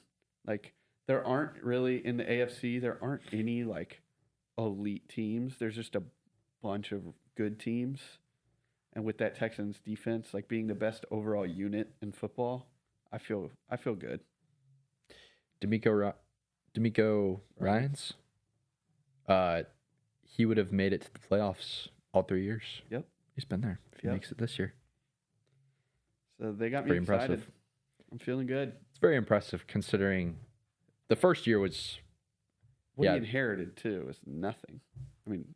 It was just CJ. It looked like nothing. It was CJ and Will that were drafted right after he was hired. But, I mean, he inherited what were they? 4-13 team. And they made the playoffs, won the division last year. Won the division, made the playoffs, won a playoff game. Swarm, baby. Swarm. Also, this isn't really breaking news. I don't know if you've had Twitter or Instagram, but did you see, obviously, rest in peace, Daniel Jones? Yeah. Tore his Achilles. I did see that. Surgery on Sunday. Like immediate. Did you see who they are bringing back? Grandpa. He just had his first press conference this morning. He's 44 years old. How does he look? Does he look like he's been training? And he might have put on a little bit. Okay. He might have put on a few pounds. 44. The last time he played, he walked into his press conference and just goes, no Zoom, because the last time he was in the NFL was COVID. Wow. When they did Zoom press conferences. I guess he's the only available quarterback right now. They just view him as the best option. Because he retired, he ended his career with the Colts under Shane Steichen, who's their current coach, who's a great coach. But they're like really close. And so Phillip Rivers is a high school football coach, and he installed Shane Steichen's offense into his high school teams. So he already knows the offense and has a relationship, and I think that's why they went with him. Okay. Because did he retire a Colt? Yeah. Oh, that makes it easy. Yeah. Because, you don't have to go through all that. Uh-huh. Because, I was thinking... But he also retired 4 years ago. He's 44. That's... It's crazy. What comes with that is just like... I just feel like you can't move like you used to. No Recovery, way. too. Luckily for him, you can, even at 44, you can probably just hand the ball off to Jonathan Taylor. Yeah. I don't remember it exactly, but Phillip Rivers is older than like 9 NFL coaches right now, head coaches. Yeah, that's crazy. 44. Well, I feel like that's approaching oldest player ever, right? Because Adam Vinatieri was 46? Something like that. I don't know. Man. Maybe he was like 45. I feel like he's close to being the oldest because 44 in the sports world is old. 44 in life is not. Yeah. But NFL, he going to have to play against the Texans defense. Well, probably not. Riley Leonard should be back by then. Okay. But I'd pray for him if he was going up against the Texans defense. So Sam Ehlinger isn't on the Colts anymore? No, he's on the Broncos practice squad, I think. Damn. Okay. But anything else on the NFL? I'm sure there's plenty. There's plenty. But I didn't pay attention it's this week. It's almost playoff time. Yeah. Sorry, listeners. I didn't do my research this week. NHL. Stars. 21-5. 21-5-5. I think they're doing pretty good. They're second. If it weren't for the Avalanche being 2. 21-2 or whatever. 23-2, whatever they are. If you're not 1. If you ain't first. You're last. Is what? Stars are looking good. Someone once told me. They are looking Tyler good. Sagan's out for the year, though. He tore his ACL. I mean, I haven't watched 1 minute of one game. Yeah, I have not been following as close because football's been fun. But I've watched probably 3 games. But okay. Good job, Stars. Looking good. Clap it up. That was talking NHL. Movies. You said you watched 2. I did. I watched Isle of Dogs. You did? Mm-hmm. I didn't see you rate it. Did you rate it? I rated it. What do you think I rated it? I don't think it's your type of movie, but I would assume I'm gonna guess 4 stars. Correct. Wes Anderson, for me, feels like hit or miss. Mm-hmm. And this was the one Wes Anderson, not like I've seen all of them. This was the one that felt like it was middle ground, where it was like, it's still probably not my type, but I did like it. Mm-hmm. I really did like Grand Budapest Hotel. Mm-hmm. I don't see the vision with Fantastic Mr. Fox. Yeah. So this was a middle ground for me. Okay. Yeah. But I watched Isle of Dogs. I did not know you did that. And I watched Taken. Liam Neeson's Taken. I haven't seen it, but it's a classic. I was about to say, where is she? Like in Batman voice? That's not. What is it? Oh, I will find you. I will kill you. Yeah. To be honest, I was disappointed. Really? I gave it 3. I was disappointed. I feel like it's more like that one scene is. That's what all the reviews I see were saying. They were like, without that phone call, like, terrible. Uh-huh. Because it averages a 3.5, so I think it just seems more of like a fun movie you watch. You're not going to take it super seriously, or you don't have to pay attention super hard. Mm-hmm. Yeah, I haven't seen it yet, but would you recommend it? I mean, if you're bored, it's not too long. It's like 90 minutes or something. Okay. The action, but there were so many things that like frustrated me so much. Okay. I've heard Train Dreams is really good. Never heard of it. It's on Netflix. It has the dude from... You would recognize the actor. He was in Dark Matter, but it looks like it's on Netflix. I think I'll watch that at some point. There's another movie that I was thinking of. What was it? I honestly have not watched a movie in a little bit. I've been watching shows for the first time in years, honestly. I've not been a show guy, but Stranger Things just really got me back into it. Somebody on the friends list was watching Kill Bill and they rated it high. Maybe it's because I'm sexist, or maybe it's because I'm a guy. I don't like that movie at all. The first one especially. I think you're misogynist. Yeah. It's misogynist. One of our friends watched Minions and rated it 5 stars. And his comment was, "Comedy masterpiece. I will be watching this every single year." It killed me too. See it. It's not on mine. Hold on. I have to pull it up. Oh, yep, there it is. It's so funny too, the person that rated it 5 stars. The Rise of Gru. Oh, I guess it's not Minions. Wait. Yeah, it is. Minions, The Rise of Gru. Minions. Oh, here we go. Yeah. Comedy masterpiece. I plan to watch this once every other year for the rest of my life.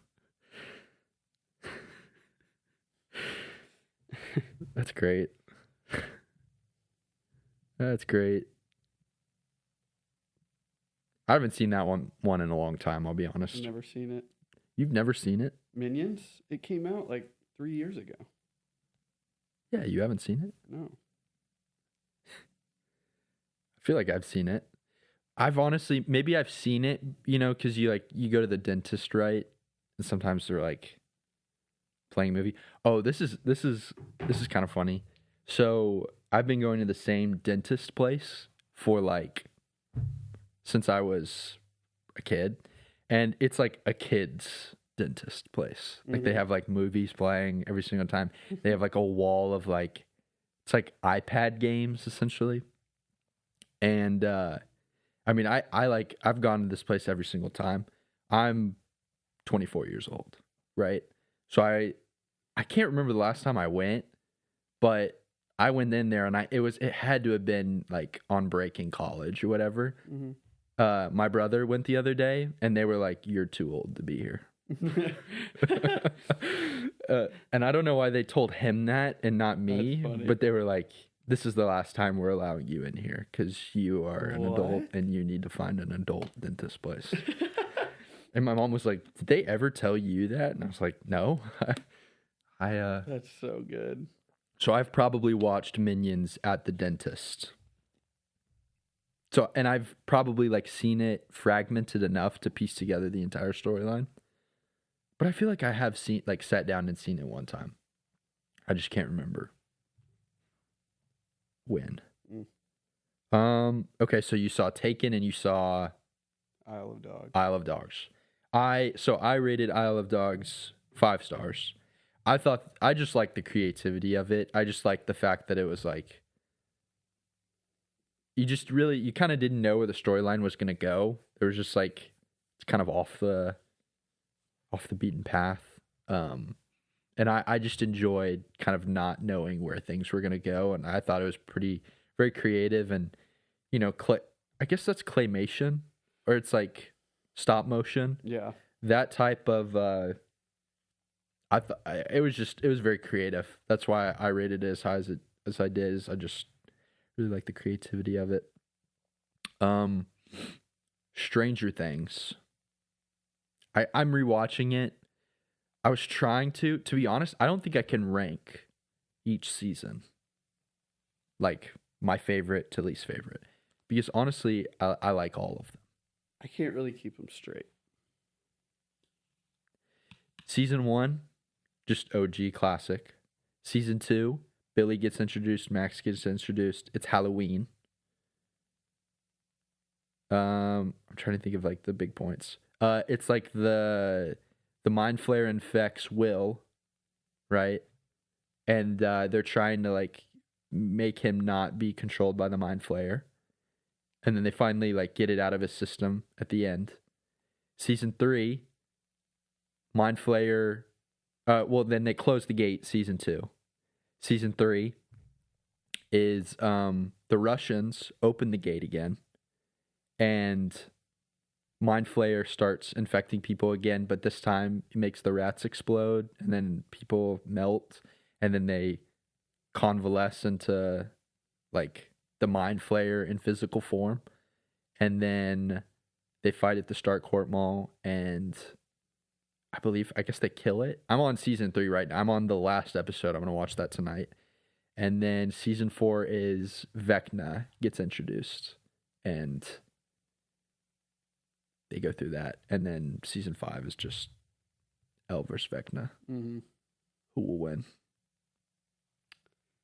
Vecna for show. What does Vegas have those odds at?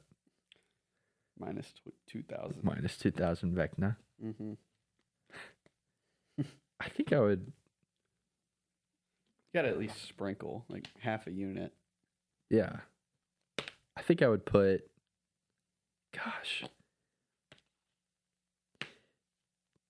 Do you have characters that like make you annoyed in the show? Sometimes Joyce. Yeah, sometimes. To be honest, with season 5, it's more just like what we've talked about. If they're too old to be having that dialogue, Mike. Yeah, they are a lot older. Mike gets to me sometimes. Mike, yes, Mike has his moments.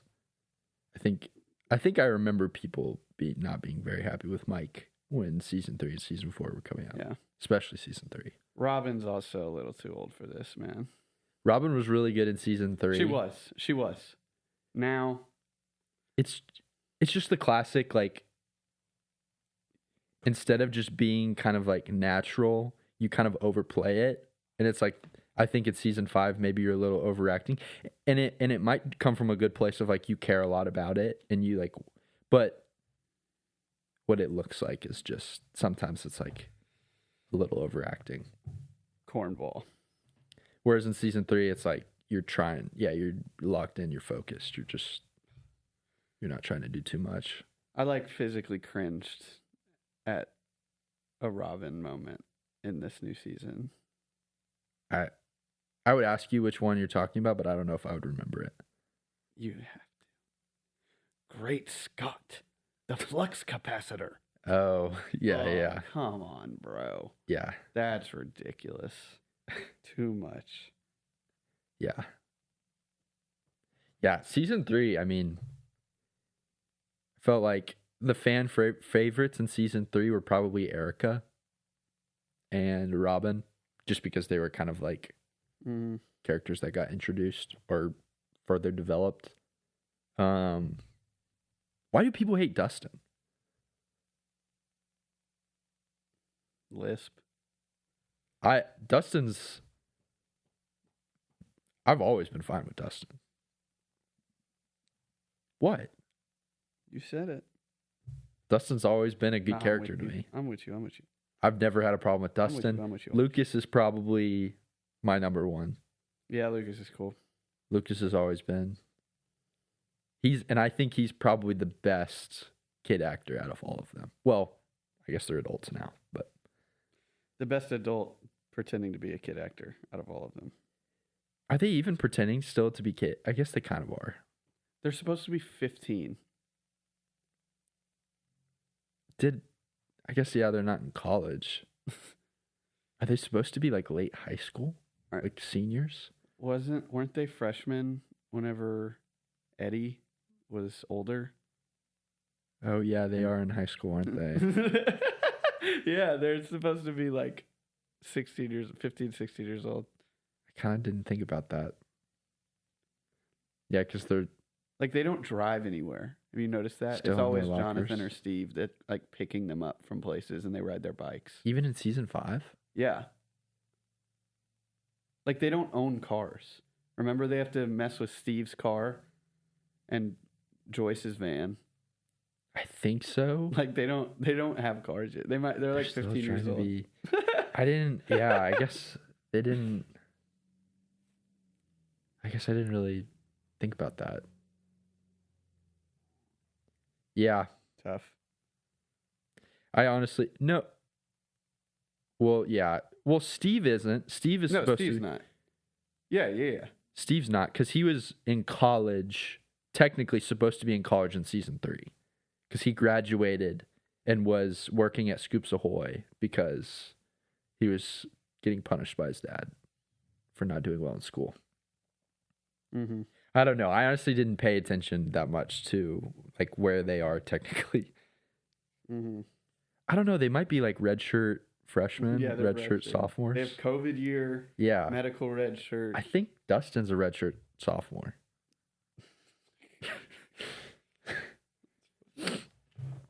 But yeah, Stranger Things really good. I'm rewatching it.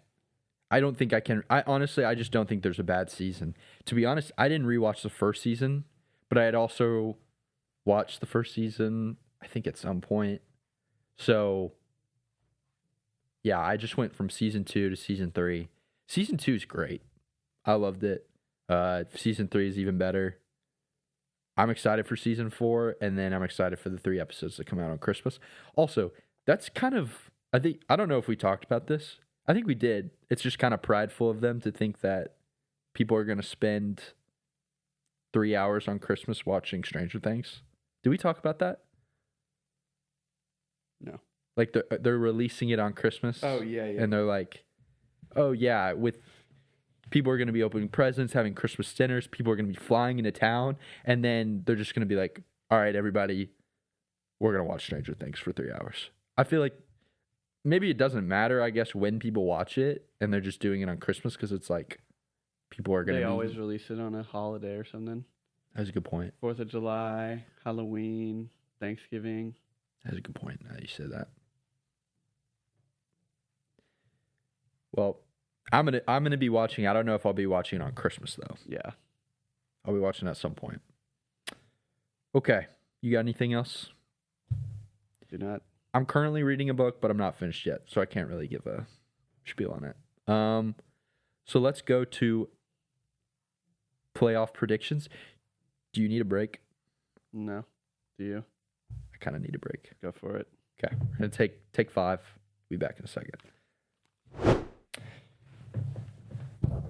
Okay, we're going to start with the first game chronologically, Alabama versus Oklahoma on December 19th. It's going to be at 7 p.m. Oklahoma has already canceled classes to prepare for this game. They want all their students there, understandable. Are there going to be, hold up, are there going to be classes December 19th? There's no way they go that late. I don't think so, yeah. I don't know why they would have to cancel classes. Because, yeah, I was done with my finals. I would be done now, yeah. I thought I saw something of their canceling classes. Maybe that was a joke post, because that doesn't really make sense. But yes, Alabama versus Oklahoma. The 8 seed versus the 9 seed. It will be played in Norman. What are your thoughts on this game? It's hard to beat a team twice. I don't know Jam Miller's availability. I mean, the game is still a few weeks away. Next week, I'll probably make actual predictions. I can try now, but I reserve the right to change them. Okay. Yeah, we don't have to do predictions because a lot could happen. Yeah, no, I'm curious to see a rematch. Ty Simpson looked terrible. OU's defense is obviously very good. Ty Simpson looked terrible in that game. We'll see. We'll see if OU's offense can do something, do enough. We'll see if Simpson bounces back. I'm curious to see. I mean, the rush game can't get much worse than it did in the SEC Championship with -3 yards. It cannot get any worse. Yeah, it's a offense for Alabama that has kind of slowly deteriorated. We knew that they were having trouble running the ball, and it's with Jam Miller out, it has just become more and more of a glaring weakness. Oklahoma, on the other hand, has just not been overall great. They have Sartenia. Mateer running is a threat. But, it's just kind of been up and down, and their defense has scored a touchdown. They scored a touchdown against Alabama. They scored a touchdown against Tennessee. I mean, if they can get a defensive score, that would, help them out a lot.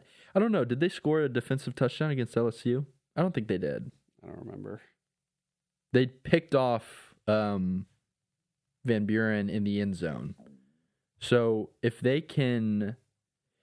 Oklahoma's defense is successful in forcing turnovers and potentially points, then I think, again, they have a very good shot to beat Alabama. But if Alabama is able to minimize those mistakes and not turn the ball over, or, really just not turn the ball over and, score some points, I mean, I would say that's probably the key to the game, if you will. Because Alabama's defense has been good. I felt like they were... Georgia's really good. They were good enough in the first match to be able to beat Oklahoma.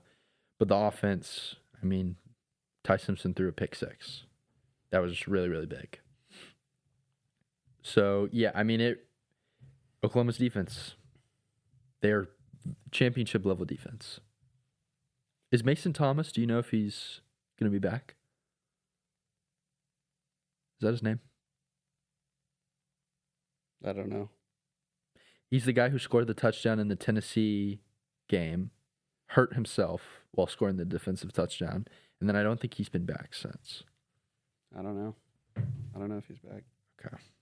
He'll have a lot of time to recover, so I would think that he would be back. I'm going to look it up actually real quick.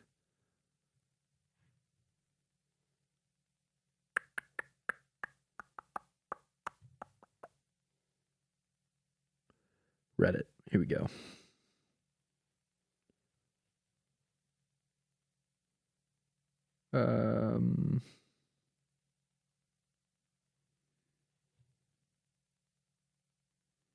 Okay. When Venable was interviewed Sunday, he said for Thomas and then some other guy, we'll see as it relates to playing against Bama. Okay. So keeping it tight to the vest. But yeah, I'm assuming they're going to want to play in that game. So they're going to try and get them up and going. But yeah, that's kind of my thoughts on the game. We'll do our game last. Tulane versus Ole Miss. Oh, Lord. 2:30 kickoff. I mean, we already saw this. Yep. That's why I don't like the rematches. I mean, Yep. if it happens, it happens, but it also didn't have to happen. Yeah, I mean, I kind of expect BTA. On one hand, you can say Lane Kiffin's gone, whatever, there's drama. That's real. John Summerall he's going to be coaching Tulane, but he's also gone. Yeah. I'm sure that plays a part too. And I think it was like a 35-point loss for Tulane whenever they played. So Yes. I don't expect a whole lot from that. Yeah. I have, the BYU Tech game could play out something similar to that where Tulane scores, they make it close, and it's like, oh, maybe Tulane's going to hang around, and then eventually just Ole Miss inevitably will score some points and play some good defense. So I think even John Summerall in his interview it was after they got selected, they asked him, how do you feel about playing Ole Miss again? And he was like, we didn't play great first half in the first game, and some of that is them being good and us, making mistakes, but we can't give them anything. Our margin for error is a lot smaller. So I think a lot of it was just like we gotta let it all out there, let it hang. Mm-hmm. And which, sounds like that doesn't sound like a plan. That sounds more of like we're just gonna see if this is any different. You know what I mean? Mm-hmm. So I'm sure they're gonna try and do a few things differently, but it's gonna be tough. Yeah. Oregon versus JMU, prime time. I think it's really cool. Cinderella story like Oregon getting in, having a chance. They are going up against the Dukes, though. So, I don't See what know. you did there. I don't know. See what you did there. I mean, this is one of the best coaches in college football, and Bob Chesney. Going up against Dan Lanning, I guess. But yeah, who's the Oregon head coach? I think it's Dan Lanning. Okay. Cokehead. He's very energized. Very energized. A lot. Yeah, kind of same story though. Being real about it. Hey, I mean, it'll be fun. I'm excited. I'm glad JMU's in. Mm-hmm. Maybe they do it. You never expect it to happen until it happens. No one thought a 1 seed would ever lose in March Madness until it happens. Mm-hmm. So. Exactly. And I'm not predicting that, but I'm glad they're there. I think Dante Moore is really good. I think Oregon's defense is really good. They have enough. I think they'll be fine. Yeah. From a coaching perspective for these two group of 5 teams, I would love to go into a deep dive of how Kirk Cignetti is actually orchestrating this Indiana run that they're on right now, because my kind of theory hypothesis on it is all of this starts in the off season. And talk about process. At some point, you can't think of yourself as the underdog, because I feel like we talk about chip on your shoulder. I get that creates momentum. That creates you want to work hard because you're like, oh, people are doubting me. People are doubting me.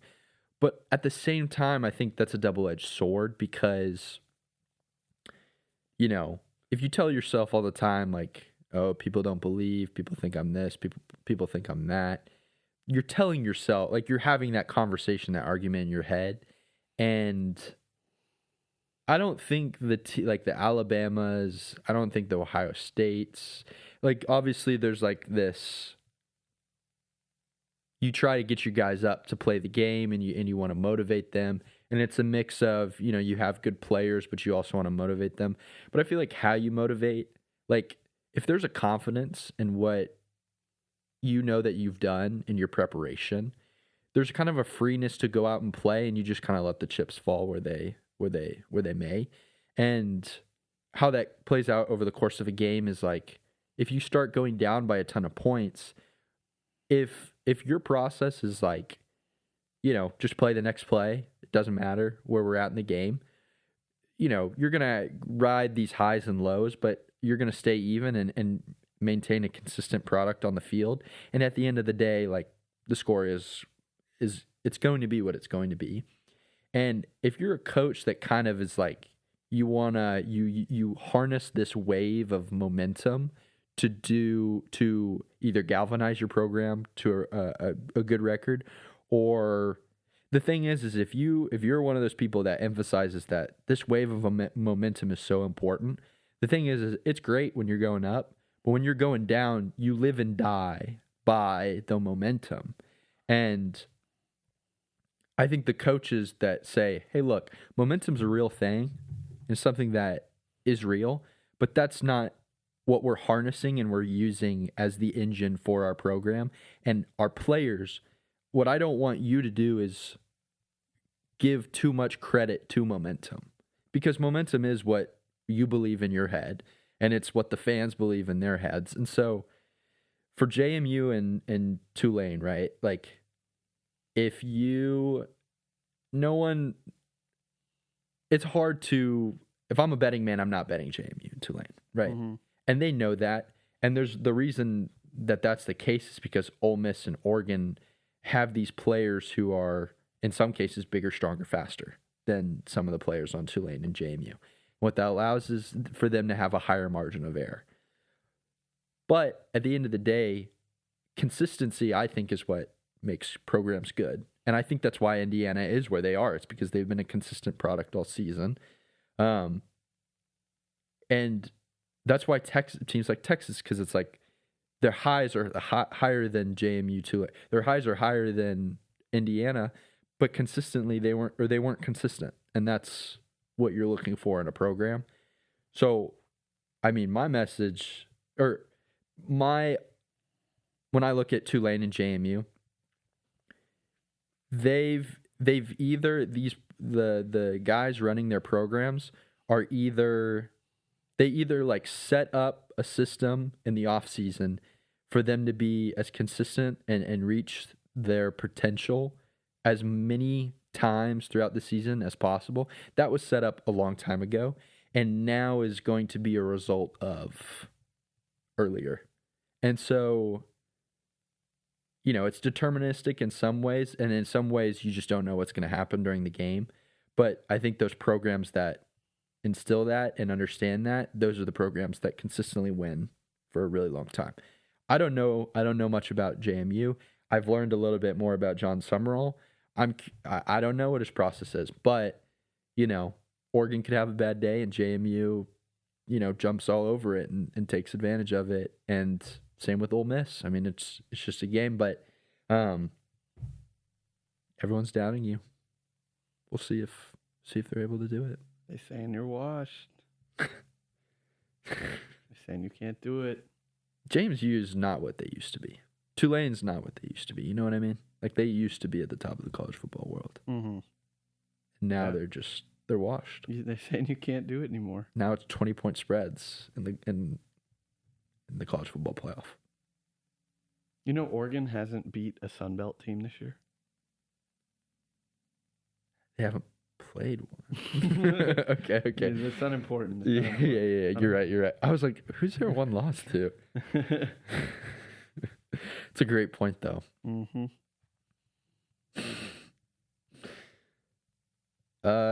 Okay. I mean, you got anything else on? We can save the rest. We'll save predictions and stuff for when the game is closer and we know who's injured and who's playing and who's not. And we'll save quarterfinal games for later. But that's all I've gotten written down. You got anything else? Don't think so. Okay. Well, again, we'd like to thank all of our future award-winning listeners for listening. We'll probably be back next week. I mean, See? can't see us just stopping this thing cold turkey. So, but yeah, we will see you guys next week. Peace out.